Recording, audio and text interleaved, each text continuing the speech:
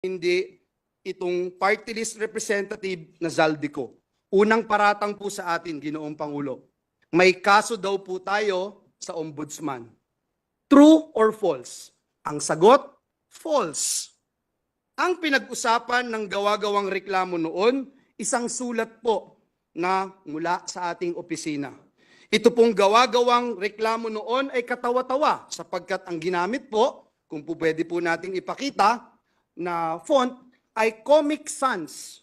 Hindi ito ang prioridad ng taong bayan. Lalo na't maraming Pilipino ang nagugutom at nahihirapan. Hindi na po nakakayanan ng ating mga kababayan yung presyo, taas ng presyo ng bigas, sardinas, kape, gatas, instant noodles, maging asin, at iba pa. Nagluluksa pa rin hanggang ngayon ang maraming kababayan natin. Biktima ng baha at landslide doon po sa Davao. Nagsimula na ang El Nino, Mr. President. Anong magagawa nitong peking PI sa El Nino? May haharapin tayong tagtuyot. May haharaping tagtuyot ang ating mga magsasaka, Mr. President. Mga kababayan natin na hanggang sa buwan ng Mayo haharapin ang El Nino. Bagsak pa rin ang kalidad ng edukasyon na formally case dito na inimbestigahan sa Senado na kasuhan ng Senado. The answer is true. Kasama din po ba ang kumpanya niya dito po sa kontrobersyal na DepEd laptop scam? Ang sagot po, true. Pinakakasuhan din po ng Senado ang kumpanyang ito.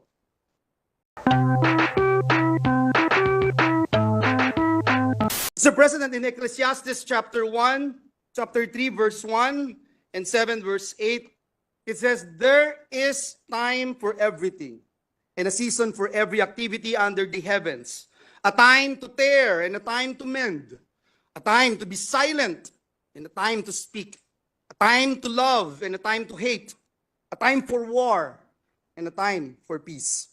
Mr. President, I rise on a matter of personal and collective privilege. And let me also begin by quoting Proverbs chapter 22, verse 1. It says there, "A good name is to be chosen than great riches." Pinalaki po ako, Ginoong Pangulo, ng aking mga magulang sa bersikulong ito sa Biblia, na pinakamahalaga ang malinis na pangalan, far more important than gold and silver. Napakahalaga na maintindihan na ang pagkakasala sa Diyos ay mas masahol pa sa kahit anong kasalanang pwede mong magawa sa iyong kapwa-tao. Every first grader, every Sunday schooler knows that liars go to hell. Simulat sa Paul, malinaw po ang ating pamantayan, Ginoong Pangulo, maging tapat sa pagkakatawag at paglilingkod natin para sa Diyos at bayan.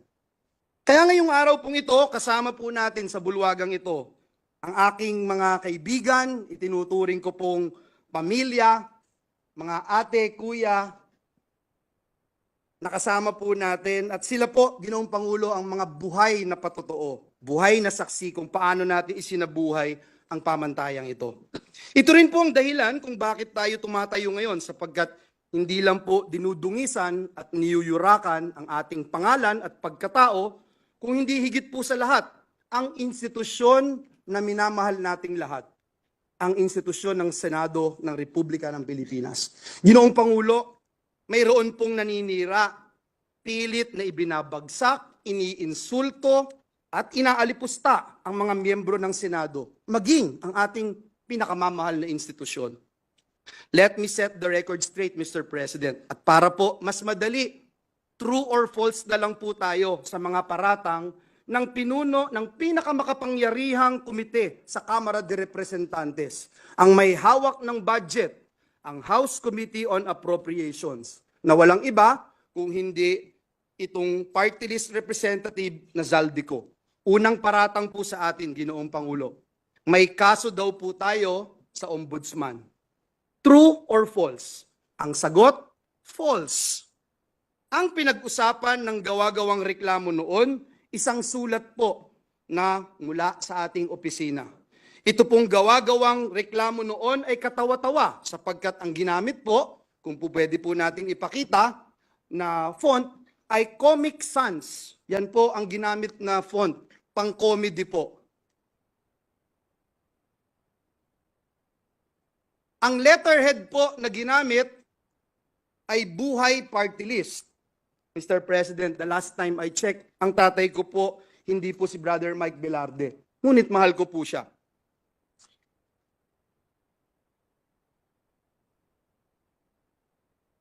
Mismong NBI din po ay nag-certify. Forge, peke, ang pirma ni Joel Villanueva. Sana po maipakita natin sa screen yung pong mga binanggit ng representasyon na ito. And we are willing to wait kung hindi pa po ready, Mr. President. Yes, if there are technical difficulties, maybe we can suspend until Sapagkat ayaw po natin ng walang resibo at ayaw natin ng walang ebidensya. session suspended for 1 minute. Comic Sans na ginamit. Ultimo po, si King of Comedy, Dolphy, hindi po ginagamit yung ganyang font. At higit sa lahat, sana po makita natin yung dun sa taas, representative daw po ako ng Buhay Party List, Mr. President. Mr. President, ito po ay katibayan na nung mga panahon na yon, 2016 pa po ito, Mr. President, bago ho ako maluklok bilang senador ng Republika ng Pilipinas. Pine-persecute na po tayo, pinararatangan, pero tapos na po ang laban. Noon pa po, na-dismiss na po ang ibinasurang lahat ang gawa-gawang reklamo na ito sa atin. Dinismiss na po ito. Pwede ho bang pakita natin yung dinismiss na po?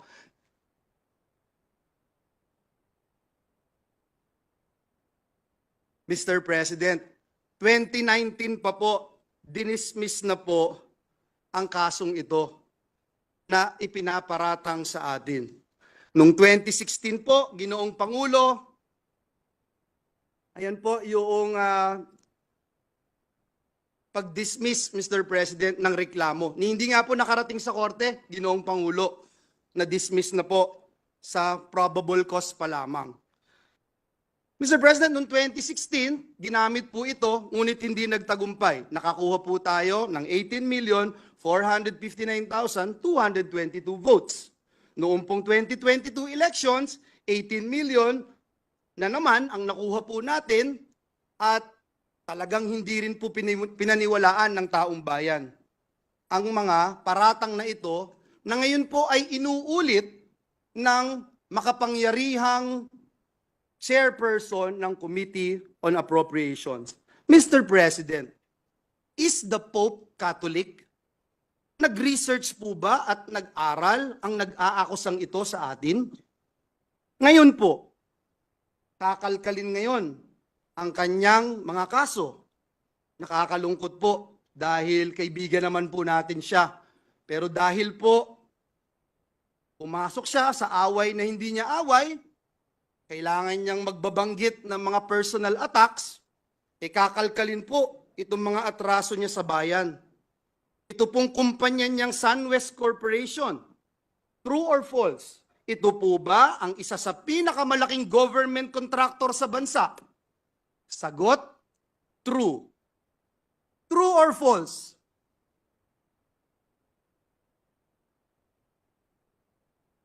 Ang korporasyon po ba niyang SunWest Corporation ay kasama dito sa kontrobersyal na Farmally case dito na inimbestigahan sa Senado na kasuhan ng Senado? The answer is true. Kasama din po ba ang kumpanya niya dito po sa kontrobersyal na DepEd laptop scam? Ang sagot po, true. Pinakakasuhan din po ng Senado ang kumpanyang ito. Napakadami pong BIR cases. Madali po maghanap, Mr. President. Madali po kuhanin ang panig ng mga taga-BIR. Kung ilang kaso mayroon. ang kanyang mga korporasyon. Bukod po dito, yung reklamo po sa ombudsman ng anti-corruption group na ang pangalan Task Force Kasanag International, meron din pong 50 billion na kaso na kinakaharap ang taong ito. Mr. President, kung maglalabas po kayo ng baho, Mr. President, dapat naman siguro maligo ka muna.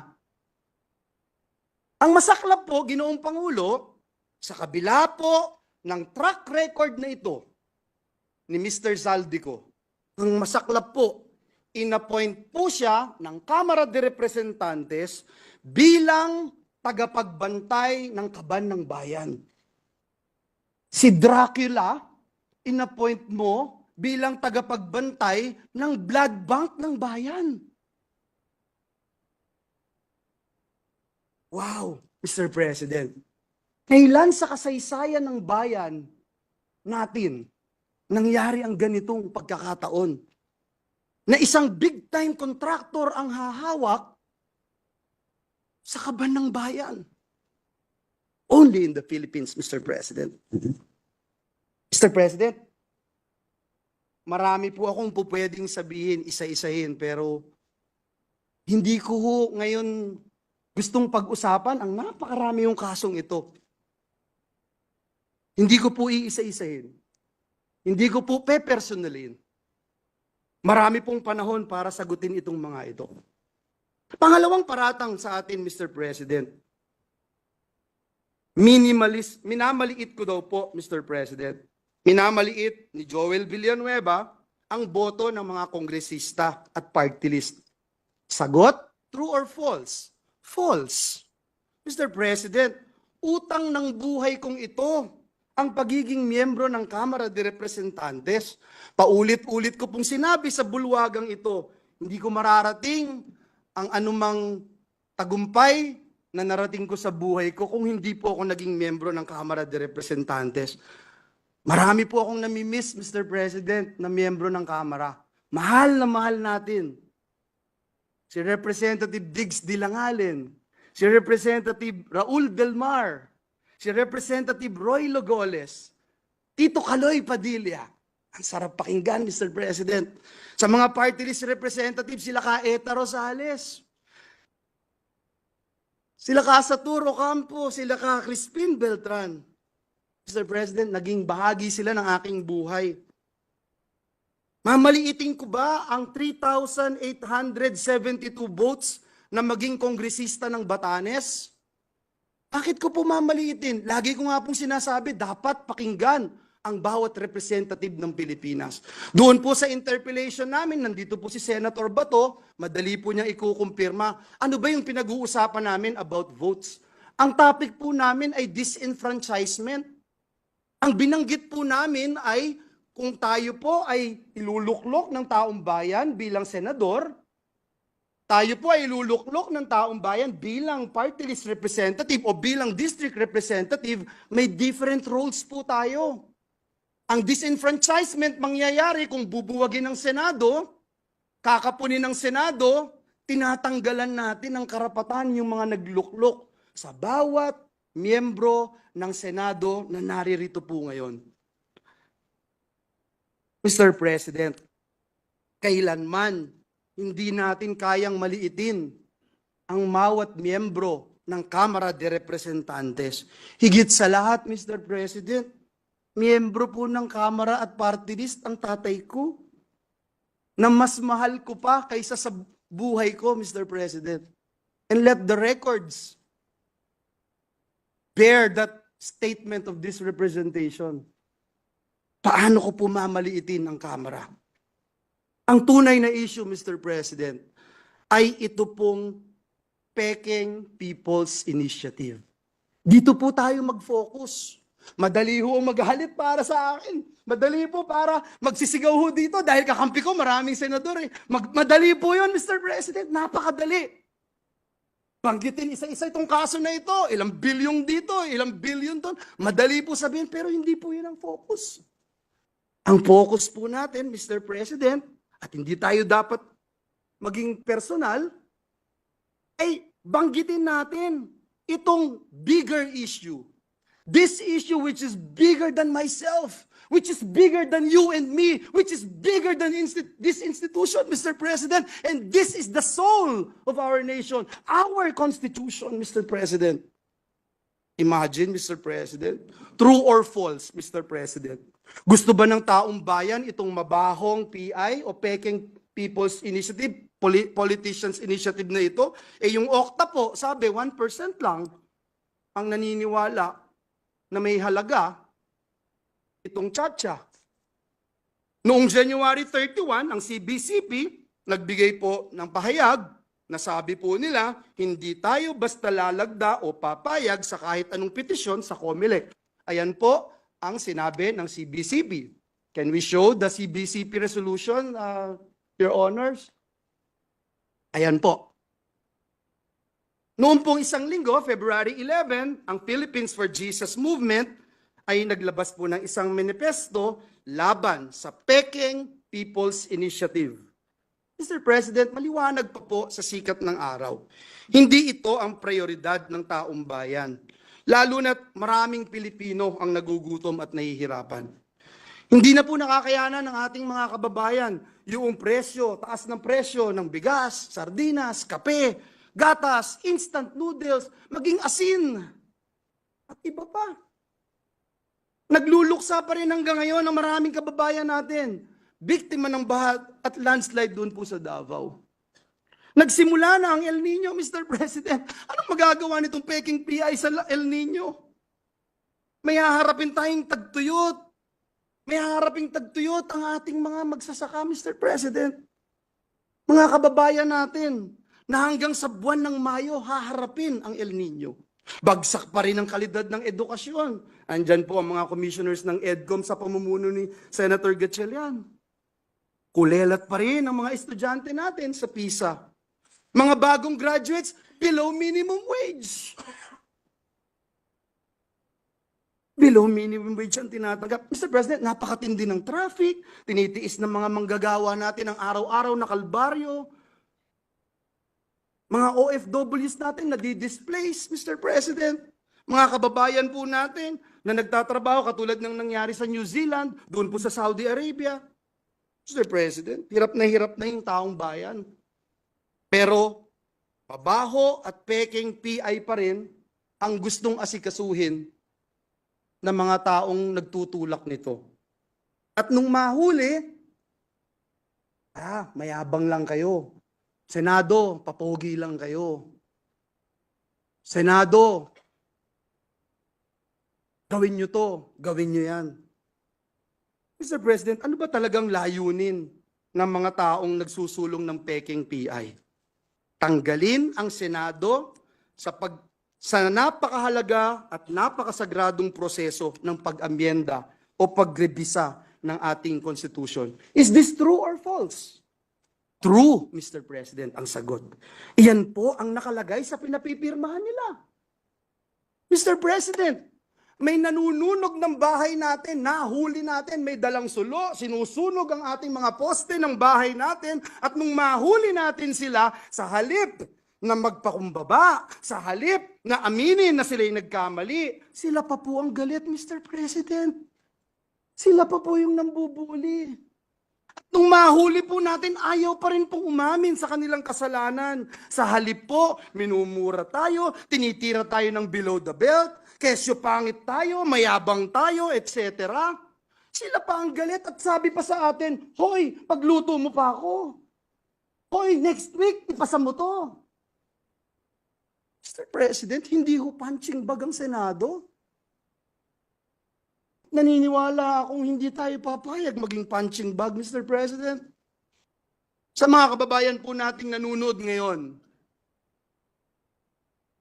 sa mga kababayan po nating sumusubaybay, kapag nangyari po ang gusto nilang pagbabago sa konstitusyon, mababaliwala po ang inyong Senado. At mas magiging madali ng magpalit ng konstitusyon kaysa magpalit ng pangalan ng kalye. Ito po ba ang gusto natin dito sa Pilipinas? Uulitin ko po.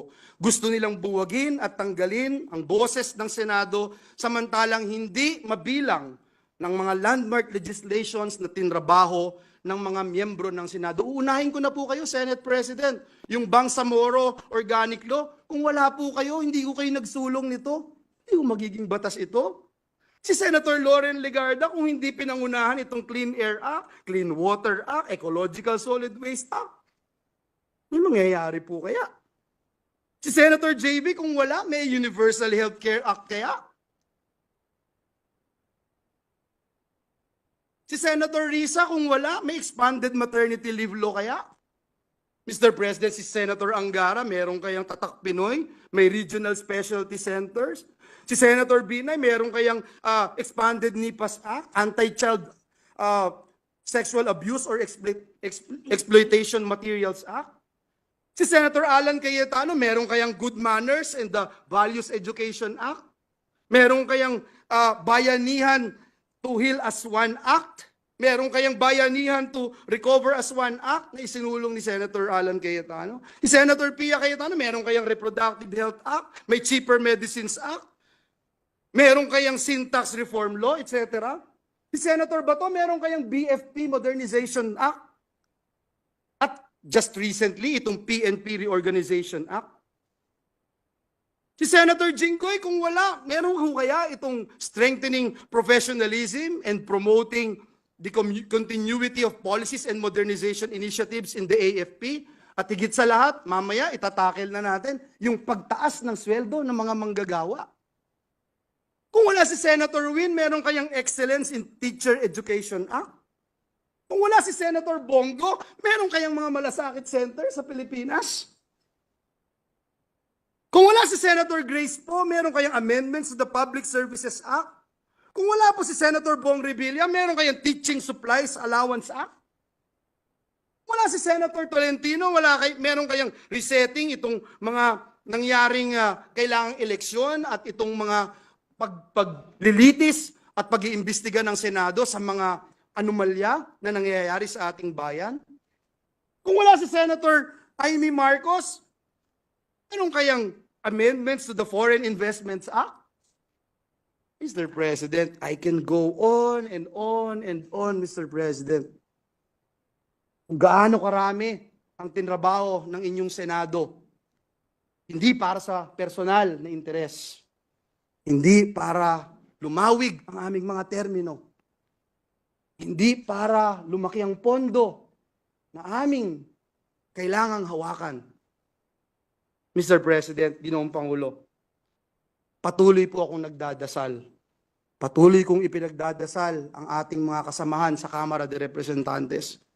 Lalo na po si Ginoong Zaldico. Mr. President, kung ayaw niya pong maniwala sa akin, i-quote ko na lang po yung sinabi ni Speaker Martin Romualdez. Don't throw stones if you live in a glass house. Yan po ang sinabi ni Speaker. Sana po marinig po ng ating mga kasamahan. Pinapanalangin ko po na bigyan tayo nawa ng Panginoong Diyos ng lakas, talino, maging kakayahan para magpatawad, Ginoong Pangulo, at pagtuunan ng pansin higit sa lahat. Ano po ba ang tunay na kailangan ng bayan ngayon? At ipanalo natin ang taong bayan. Sa halip na pagtuunan natin ng pansin kung sinong mas magaling, kung sinong mas magandang lalaki o kung sino man ang mas mayabang. Hindi po ang mabaho at pekeng People's Politicians Initiative ang kailangan ni Juan de la Cruz. Sa tindi po ng kahirapan, sa tindi ng traffic, sa tindi ng gutom, hindi po PI ang kailangan. Ang kailangan po, Mr. President, ni Juan de la Cruz ay pambili ng gamot. Kailangan po niya ng pagkain sa hapagkainan nila. Ang kailangan po niya ay dekalidad na edukasyon. Ang kailangan po niya ay trabaho at magandang kita. Nawa, Ginoong Pangulo, matuldukan na ang mabaho at pekeng People's Initiative. Marami na pong nagawa ang inyong Senado, pero kulang pa. At alam ko po, bilang miyembro ng institusyong ito, na marami pa tayong magagawa para sa bayan. Kaya magtrabaho po tayo. Maraming salamat, Ginoong Pabulo. mabuhay ang Senado ng Republika ng Pilipinas.